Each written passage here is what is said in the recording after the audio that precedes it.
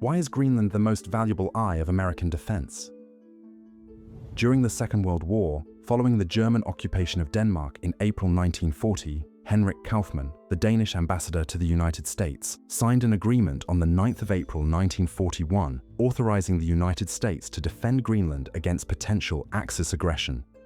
In the summer of 1941, the United States Coast Guard and the War Department established meteorological stations, airfields, and defensive installations in order to secure Atlantic routes and monitor threats.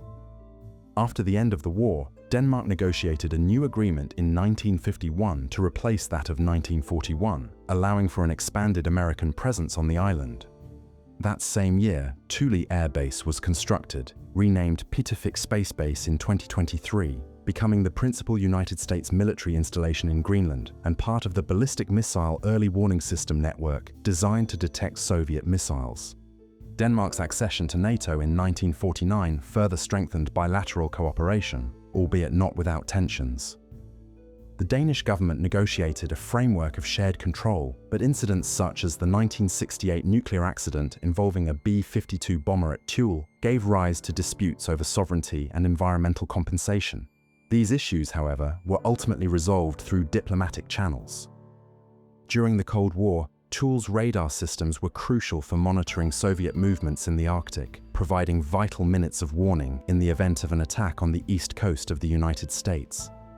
Today, its significance endures as the trajectories of intercontinental missiles launched from Arkhangelsk in Russia or Shenyang in China to the US capital pass precisely through Greenland, enabling early detection and the activation of United States defensive systems.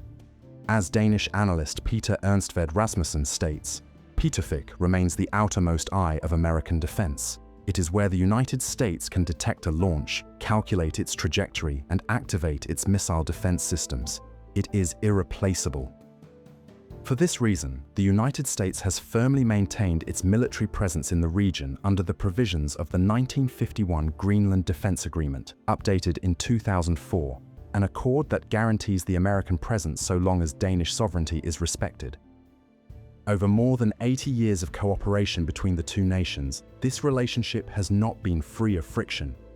Nevertheless, at least to this day, the strategic alliance has endured, sustained by diplomacy and the agreements in force.